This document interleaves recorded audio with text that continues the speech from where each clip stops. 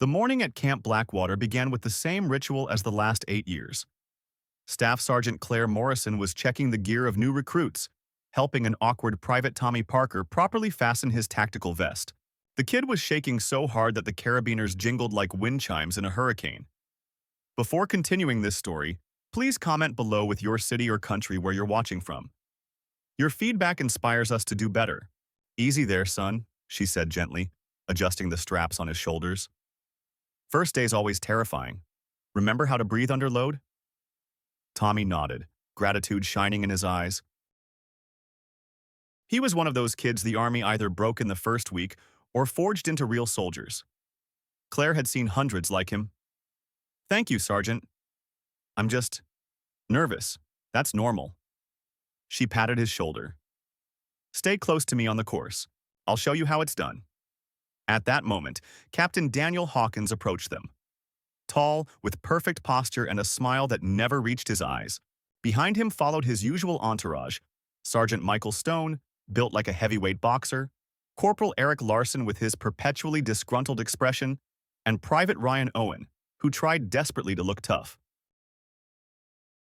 Morrison, Hawkins's voice was sweet as honey laced with poison. Babysitting the failures again? This is elite training, not daycare.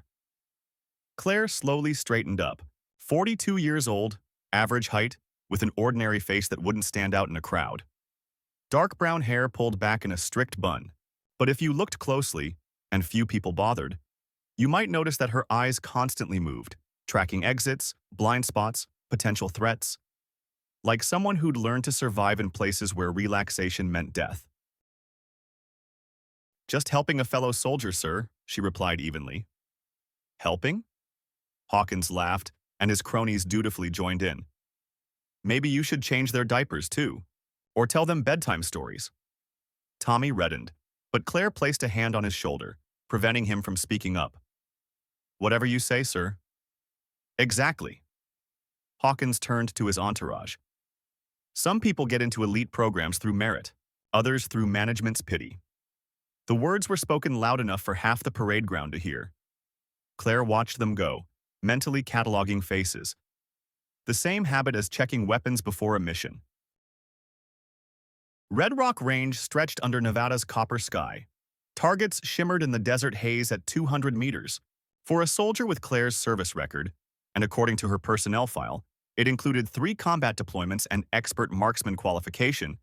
This should have been a walk in the park. Claire took position on the firing line, checked her weapon, inserted the magazine.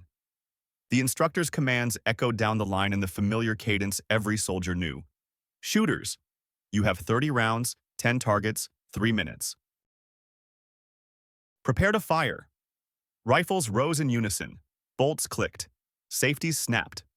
Fire! The line erupted in controlled chaos. 30 soldiers sent lead downrange at whatever speed accuracy allowed. Brass arced through the air. Targets jerked and swayed under bullet impacts, except at Claire's position. She raised her rifle smoothly, sight picture perfect, breathing controlled. For a moment it seemed she was about to shoot. Then she lowered the weapon. Her finger never even approached the trigger. She stood gazing into the distance with the expression of someone listening to music only she could hear.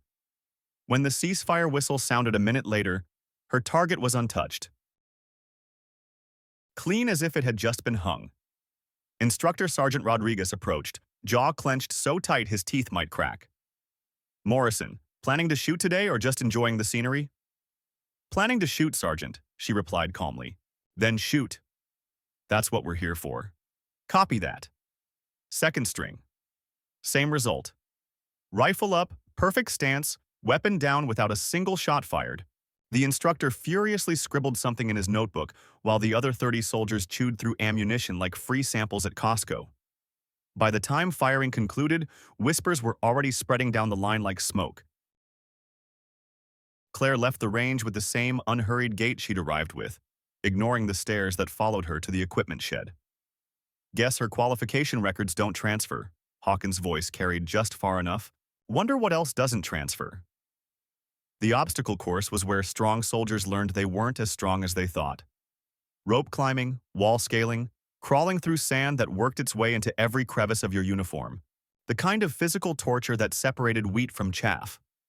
Claire's squad lined up at the starting line, sweat already darkening their fatigues despite the early hour. The instructor briefed them with the enthusiasm of someone who'd watched thousands of soldiers discover just how much their bodies could hate them. 15 obstacles, 30 minutes. Fall behind the group and you'll be running it again this afternoon in full battle rattle. Questions? Nobody was stupid enough to ask questions. Whistle blast. Soldiers charged toward the first obstacle like someone had kicked an anthill. Claire started at the same measured pace she used for everything else. Not fast, not slow, just purposeful. She reached the 12-foot wall third in line, waited her turn, then approached at that same measured pace. Stone scrambled over it with grunts and curses, landing heavily in the sand beyond. Larson followed with the fluid motion of someone who'd been doing this since he was 12. Claire approached the wall, looked at it for exactly 3 seconds, then sat down cross-legged in the sand at its base. Closed her eyes. "Morrison!" Stone bellowed from the other side. "What the hell are you doing?" She didn't answer, didn't move, just sat breathing steadily while her squad mates stared in bewilderment. "Move your ass!" Larson barked. "We're on a timer!" The stopwatch ticked. Other squads flowed around them, soldiers grunting and cursing their way over the obstacle. Claire sat motionless, hands resting on her knees, looking like she was meditating in a Zen garden rather than in the middle of a combat training course. When her squad rounded the far turn 15 minutes later, uniforms soaked with sweat and sand, she stood up, dusted off her pants, and jogged to catch up with them. Fell back into formation without a word, as if sitting in the dirt for a quarter hour was the most natural thing in the world. Hawkins yanked off his helmet, face red with exertion and fury. Outstanding. Just outstanding. Hope the enemy waits while you take a nap. Nervous laughter rippled through the group. Claire kept walking, eyes straight ahead, expression unchanged. Maybe she's conserving energy for something important, Owen suggested weakly, though he didn't look convinced himself. "Yeah," Stone spat sand. "For the trip home." Urban combat simulation was where training became real.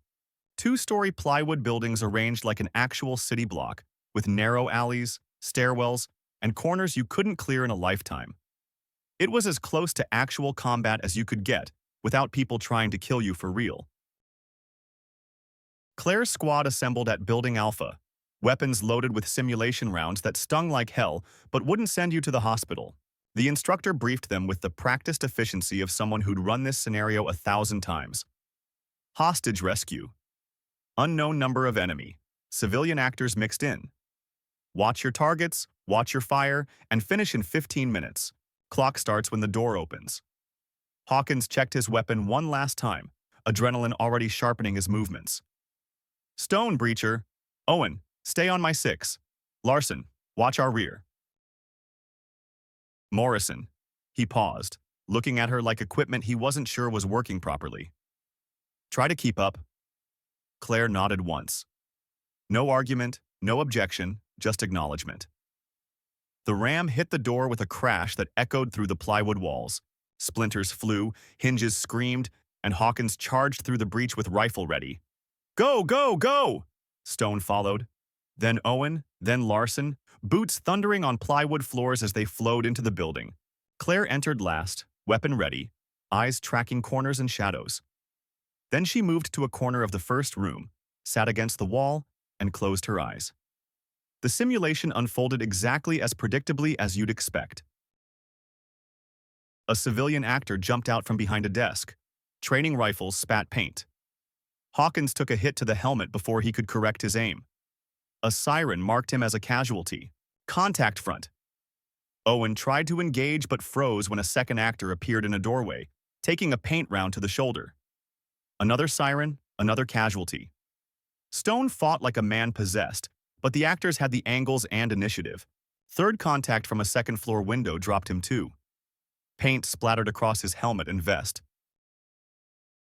In 30 seconds, 3/4 of the squad was down, and Claire Morrison sat in her corner with closed eyes, breathing steadily, as if napping while her teammates bled synthetic blood on the plywood floor. The exercise siren wailed. Red lights flashed. Game over. Hawkins ripped off his helmet, face streaked with fury and humiliation. He marched across the room to where Claire sat, jabbing his finger in the air between them. "You didn't fire a single shot. Just sat there while we got slaughtered. What the hell is wrong with you?" Claire opened her eyes and stood, brushing sawdust from her uniform. "Rear was secure," she said calmly. "Secure?" Hawkins's voice cracked into humorless laughter. "We're all dead, Sergeant. Every damn one of us. What rear is that?" The instructor stepped between them before the situation could escalate further, but his expression was no less grim than Hawkins's. "Morrison, if this continues, you'll be washed out by week's end. That's an official warning. Show improvement, or you're done." "Copy that, Sergeant," she replied. No defense, no argument. Just the same unflappable calm she'd shown since day one. But something in her eyes was different. Not defiance, not anger, just a flicker of something that hadn't been there before. Like someone had turned on a light in a room that had been dark for a long time. By dinner, the nicknames had hardened like concrete. Sleepwalker followed Claire through the chow line, spoken loud enough for her to hear.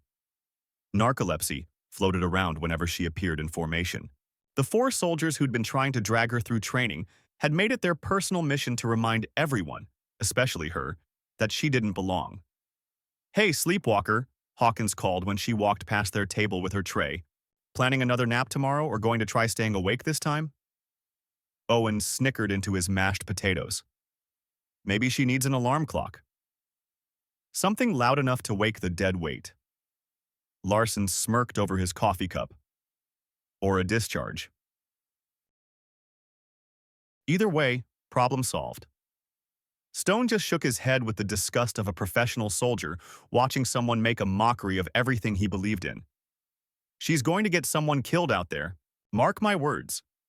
Claire walked to the far end of the mess hall, sat alone, and ate methodically. Same portion sizes, same pace, same alert observation of her surroundings that she brought to everything else. When she finished, she stood, cleared her tray, and left without glancing at the table behind her. But Master Chief Rodriguez was watching. Had been watching since day one, and what he saw didn't match what everyone else was seeing. Most people looked at Claire Morrison and saw someone who didn't care. Someone who'd given up. Someone who probably shouldn't be carrying a weapon. The Master Chief saw someone whose gear was laid out with precision that spoke of years spent in places where disorder meant death.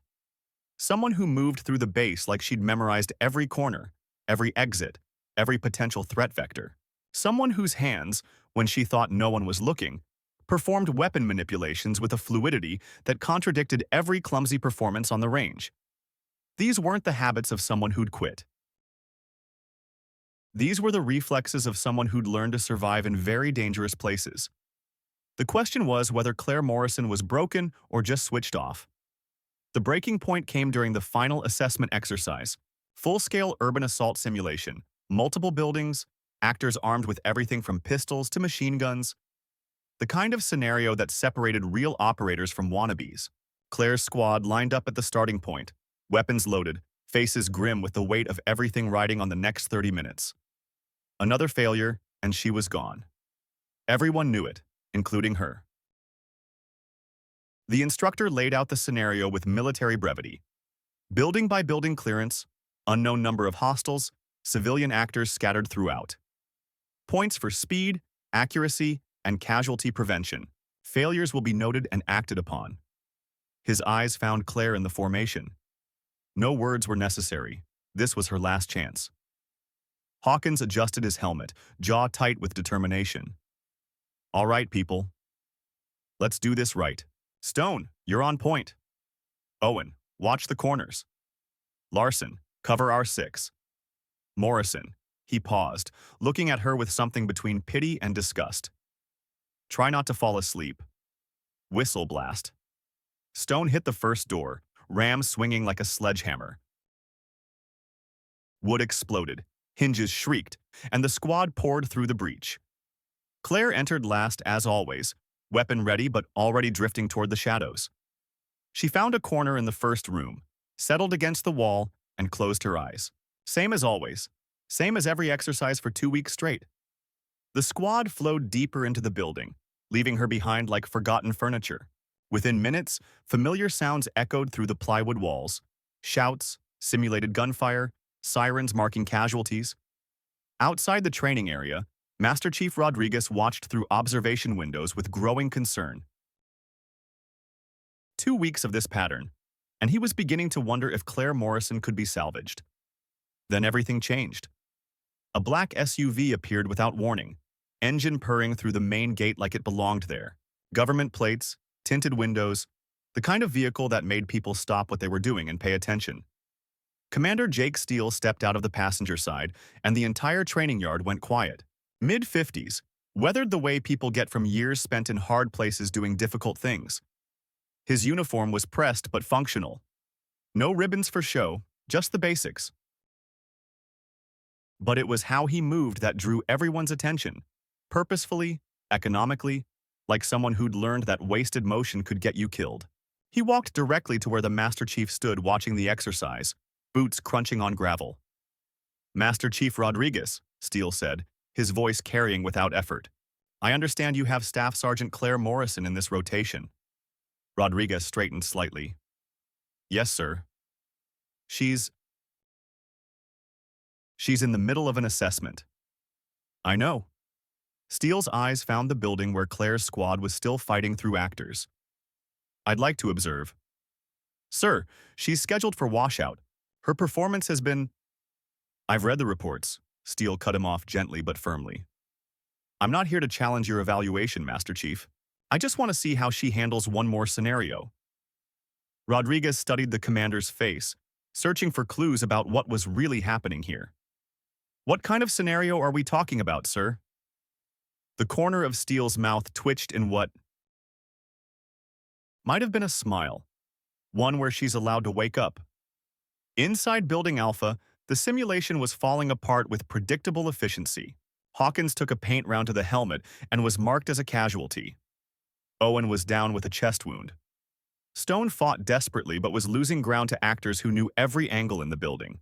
And Claire Morrison sat in her corner with closed eyes, breathing steadily, oblivious to the chaos around her.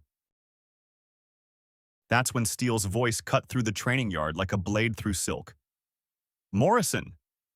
The single word carried through plywood walls, through the noise of simulated combat, through 2 weeks of conditioning that had kept Claire in sleep mode. She opened her eyes. "Morrison, recall protocol. Execute." The transformation was instantaneous and absolute. Claire rose in one fluid motion, rifle snapping to her shoulder, muscle memory taking over like someone had flipped a switch. The lethargy vanished, replaced by something fierce, focused, and utterly professional. She flowed out of the corner like water finding its level, weapon tracking angles that hadn't even developed yet. When the first actor appeared in a doorway, she was already firing. Controlled pair-to-center mass, target down before he could bring his weapon to bear. Hawkins, still sprawled on the floor with his fatal head wound, could only stare as Claire moved past him with surgical precision. This wasn't the same person who'd slept through exercises for 2 weeks. This was someone else entirely. She cleared the first floor in 90 seconds, moving from room to room with the kind of tactical movement they taught in very expensive schools to very dangerous people. Every angle anticipated, every threat neutralized before it could develop. Every movement designed to conserve energy and maximize efficiency. Upstairs, actors waited with the kind of complex ambush that usually shredded even experienced squads. Claire flowed into it like she'd designed the scenario herself. 2 contacts from flanking positions. She dropped both with precise shots before they could coordinate fire. A third from a concealed position that should have been impossible to spot. She put him down while transitioning between the other 2. In the observation area, instructors stopped taking notes to watch. Stopwatches hung forgotten in suddenly slack hands. This wasn't just good shooting or tactics. This was art. When Claire reached the final room, a hostage scenario that had stumped squads all month, she didn't pause at the threshold to assess the situation. She read the geometry in a glance, calculated angles and backgrounds, and moved. The actors holding the civilian hostage never understood what happened. 2 shots, both targets down, hostage freed before anyone else in the building had even processed what was occurring. The exercise siren sounded, but this time it was the long, clear tone that meant mission accomplished. Claire safetied her weapon, helped the hostage to his feet, and signaled all clear to the observation post. Her breathing was steady, controlled. Whatever had awakened in her was already hiding back behind the professional mask. In the staging area, her squad mates stared in stunned silence. Hawkins pulled off his helmet, paint still dripping from the hit on his forehead, eyes wide with something that looked more like fear than respect. "What the hell was that?" he demanded, voice cracking. "How did you... Who are you?" Claire checked her weapon, ensured it was safe, and for the first time in 2 weeks, really looked at him. "Same person I've always been," she said quietly. "You just never had clearance to see it." The debrief room was small and windowless, smelling faintly of gun oil, and the kind of disinfectant they use in places where people discuss things that never make it into official reports. Claire sat on one side of a folding table, weapon disassembled for cleaning. Across from her, Commander Steele and Master Chief Rodriguez tried to make sense of what they'd just witnessed. "Recall protocol," Steele said without preamble. "Classified program. Need to know clearance. Small teams, deep insertion, high-value targets in denied areas." Rodriguez leaned back in his chair, arms crossed. "And Sergeant Morrison was part of this?" "She was the best part of it." Steele's voice carried the weight of absolute certainty. 18 months of operations in places that officially don't exist, doing things that officially never happened. Perfect mission record, 0 friendly casualties, 100% extraction rate.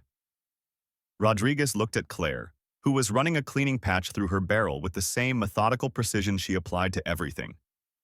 "So what happened? Why the transfer to regular training?" Claire's hand stopped for just a moment. "Medical rotation.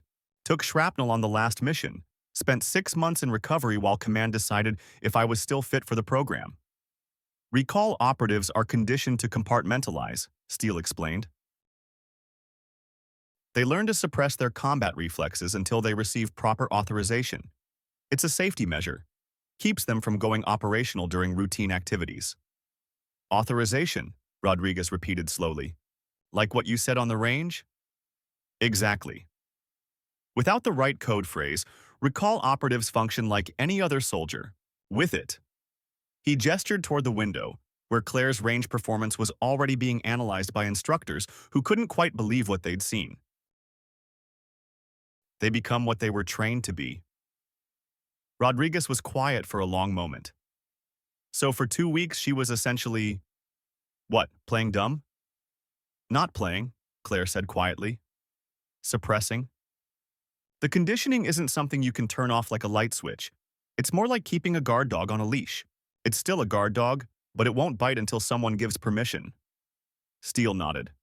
Command wanted to see if she could integrate into regular units after her injury.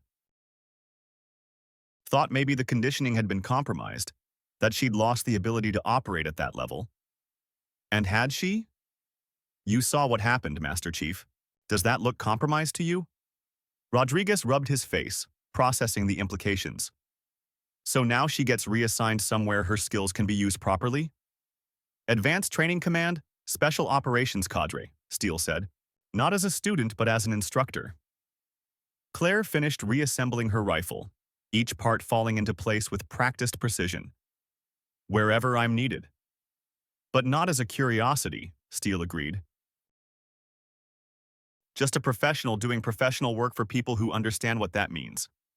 The paperwork was processed within hours, the washout recommendation removed, replaced by transfer orders that would send Claire Morrison somewhere her particular skill set would be valued rather than misunderstood. But the story didn't end with paperwork. That evening in the barracks, the atmosphere was different. Not hostile anymore, but not comfortable either. The kind of tension that appears when people realize they've been sharing space with someone far more dangerous than they'd imagined. Hawkins approached her bunk while she was packing, helmet in his hands like a peace offering he wasn't sure how to present. "Morrison, look, we didn't know what you could do." Claire looked up from her duffel bag. "You weren't supposed to know." "But why didn't you show them earlier? Would have saved yourself all the grief." Her answer was simple and devastating. "Because I wasn't authorized." Stone and Larson kept their distance, addressing her only when military courtesy required it. But Rodriguez noticed they'd started studying combat footage differently, paying attention to the spaces between movements, the moments of apparent inaction that preceded decisive action. In the days that followed, the squad quickly felt the changes. Claire now operated differently. Not flashy, not for show, but every step, every gesture was filled with quiet confidence and knowledge. Regular training became lessons not just in discipline, but in much deeper tactics for the rest of them.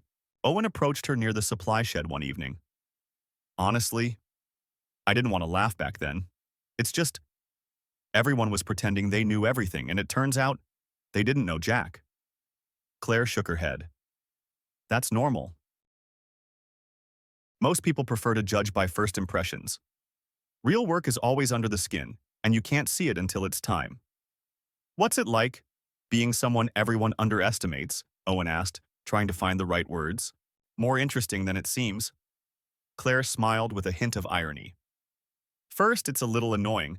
Then you stop paying attention, and then you realize it works in your favor. While everyone's busy talking, you're watching your surroundings and preparing. And when the time comes, they don't have the slightest chance. In the mess hall now, other trays often appeared near her table. Those who had previously avoided her sat nearby, hoping to overhear, to pick up something unnoticed in her behavior. Evenings on the parade ground, couriers brought stacks of documents, new assignments, routes, scenario analyses. Claire worked on them longer than anyone else, but now people approached her table, asking advice, sometimes just listening to learn how to listen to silence. One day, Master Chief Rodriguez held her back after formation. Morrison, heard you've already received instructions for your new position. Yes, sir. Special Instructor Training Unit. I'll be working with the strangest recruits and the most stubborn officers. And how do you feel about that? Claire looked out the window, where sunset reflected in the glass of the barracks. I'm tired of being someone's secret. Maybe it's time to be someone's support.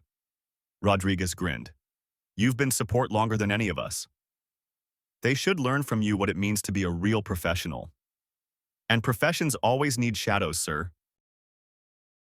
In shadows, it's easier to remember why you're here. He nodded. Don't forget that the strongest aren't those who make noise, but those who know when to stay quiet. Before her transfer, Claire decided to speak with several members of her squad.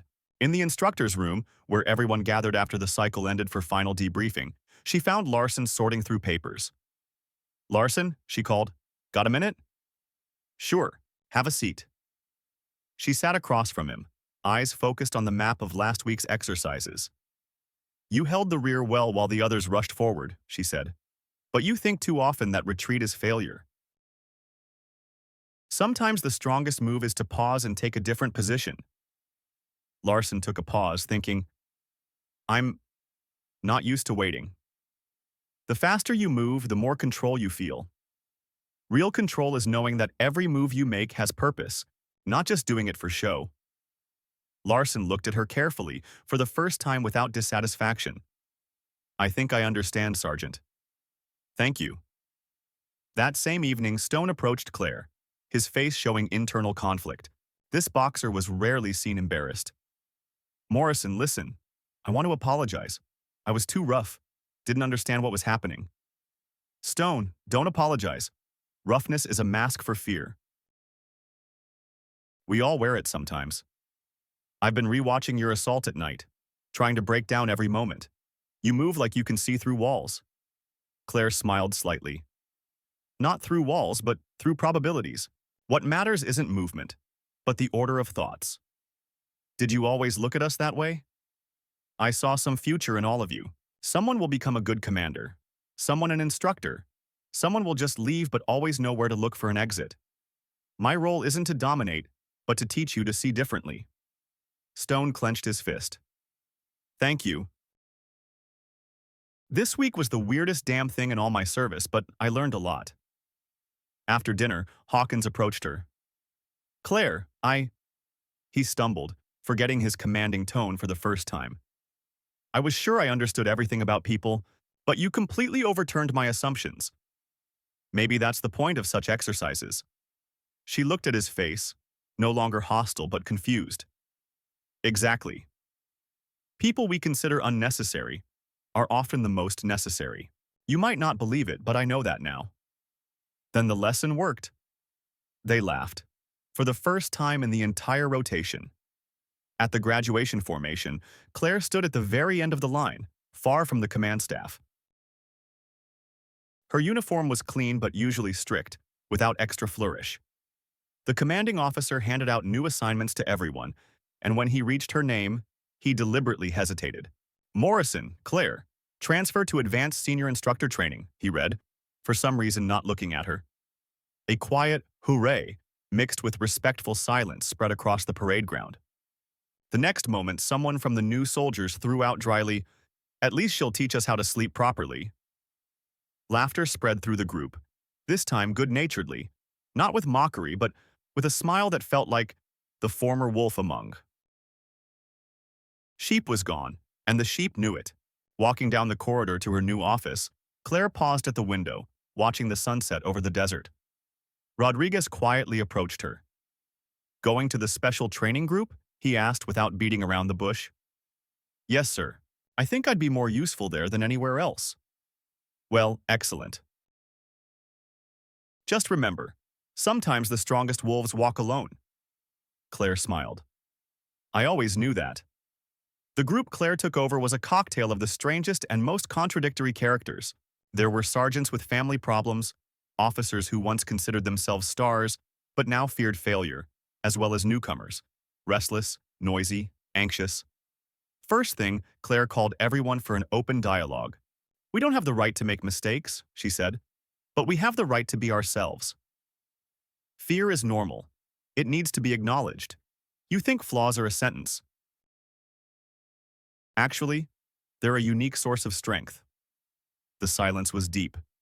Some were hearing such directness for the first time. "I want everyone to be able to tell me not only about their successes every morning, but about what didn't work. Nobody here will shame you for failure."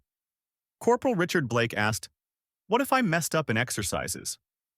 "If you messed up," Claire smiled, "come to me. I'll tell you how to turn any mistake into strategy." For the first time, the group didn't laugh. Several officers sighed heavily, as if shedding fatigue accumulated over years of service. In the first weeks of training, she observed every exercise, every argument, every conflict. One day, Corporal James Hunter snapped at a new private. "Aren't you listening at all? How can you act so stupid?" Claire approached calmly. "James, how would you have acted in his place if you didn't know the whole scheme yet?" Hunter hesitated. "I don't know. Probably would have made mistakes too." "There you go." Claire turned to the group. "The question isn't who made a mistake, but who helps you get up after the mistake. That's what a real team is." In the evenings, she told them stories. Not all were from operational reports. Some were made up by her. But in each story was a lesson about patience, about trust, about silent support. "There are people," she said one day, looking out the window, "who seem to us not as they should be. But maybe exactly such people are needed at the critical moment." Corporal Andrew McCartney always smiled around others, but alone suffered from fear of failure because his father was a famous general. Officer Luis Harris lost 2 friends in exercises and always tried to replace fear with jokes. Private Megan Woods considered herself worthless because she once nearly drowned during a forced march and now feared water. All of them, different, but with their own wolf wounds. Once during major joint exercises, a malfunction occurred. An alarm signal went off, the team found itself surrounded, the action plan broken. Claire watched from the leadership position. Officers were confused, rookies began to panic, some slowly abandoned equipment and ran, forgetting instructions. Then Claire, grabbing the radio, said briefly, "Blake, analysis mode, engage. McCartney, take charge of the action plan. Megan, you're responsible for the rear." At first, nobody understood. Then everything unfolded exactly according to her scenario. Those who previously considered themselves weak suddenly took responsibility. Those who hid behind masks stepped forward. 20 minutes later, the alarm was lifted, the exercise completed perfectly. Later that evening in headquarters under the stairs sat Megan, no longer afraid of water, but sitting on the floor, washed by rain. "Sergeant Morrison," she said, "I thought I'd never really be needed by anyone. You changed my fear." "Not me, Megan," Claire sat down beside her. "You did it yourself. I just showed you where to look for the door." That evening, everyone gathered in the hall for the final meeting of the cycle. Rodriguez, now commander of the entire center, addressed the group. "This month you went through the hardest test, learning to hear not only yourself but each other." He paused, then continued. "And remember, sometimes those who look ordinary turn out to be the strongest. Those who sleep will wake up when their time comes. Learn to recognize such people." Everyone looked at Claire. She stood a little apart, calmly, without fanfare. "Morrison," Rodriguez called, "say your word as a mentor." Claire stepped forward, surveyed the hall. Time to learn to see through masks. Time to understand that lessons can be not only loud, but quiet. The most important thing, when a strong person doesn't show their strength, but shares it with those who are still learning to be strong. The silence in the hall was like after a gunshot. Then applause broke out, quiet, genuine. The story of Claire Morrison spread beyond Camp Blackwater, becoming legend in the special operations community. Not because she was the fastest or the strongest, but because she understood something fundamental that most warriors never learn. True strength isn't about dominating others, but about lifting them up when it matters most. Years later, when former students would speak of their training, they wouldn't remember the drills or the scores. They'd remember the quiet woman who taught them that sometimes the most dangerous person in the room is the one everyone underestimates. The one who sleeps until the moment comes to wake up and remind the world what a professional looks like when lives are on the line. In a world full of noise, Claire Morrison had mastered the art of silence. And in that silence, she'd found something more valuable than any medal or commendation. The ability to see potential where others saw only problems, to find strength where others saw only weakness. The sleeping warrior had awakened not just herself, but everyone around her. And that, perhaps, was the greatest victory of all.